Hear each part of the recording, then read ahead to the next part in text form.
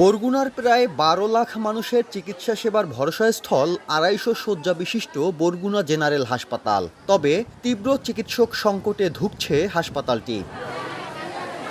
এতে ভোগান্তির শেষ নেই স্থানীয় বাসিন্দাদের। তাদের অভিযোগ, হাসপাতালে চিকিৎসা সেবা পেতে বেগ পেতে হচ্ছে।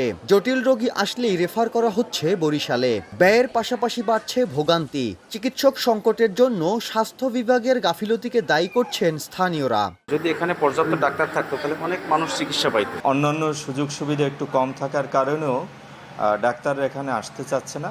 হাসপাতালে ৮১ জন চিকিৎসকের অনুকূলে কর্মরত ১৫ জন। এর মধ্যে ৫৫টি মেডিকেল অফিসার পদের ৪৭টি শূন্য, ১৭টি কনসালটেন্ট পদের অনুকূলে কর্মরত মাত্র ৩ জন। তীব্র চিকিৎসক সংকটের কারণে কর্মরত চিকিৎসকরা সেবা প্রদান করতে হিমশিম খাচ্ছেন। অন্যদিকে কাঙ্ক্ষিত সেবা দিতে ব্যর্থ হচ্ছেন বলে দাবি খোদ চিকিৎসকদেরই।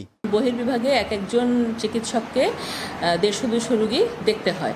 তখন এক একজন রুগী সময় পায় কম। এত বিশাল সংখ্যক রোগীর চাপ মাত্র ২ জন বিশেষজ্ঞ চিকিৎসক দিয়ে পূরণ করা কোনোভাবেই সম্ভব হচ্ছে না। আমরা আমাদের ঊর্ধ্বতন কর্তৃপক্ষকে অবহিত করেছি, আমরা অফিসিয়ালি চিঠি লিখেছি, আমরা আমাদের সর্বোচ্চ চেষ্টা করেছি। আমরা সকলের সহযোগিতা চাই যেন অচিরেই আমাদের এই চিকিৎসক সংকট দূর হয়ে এই বিশাল জেলার চিকিৎসা সেবা আমরা সঠিকভাবে প্রদান করতে পারি।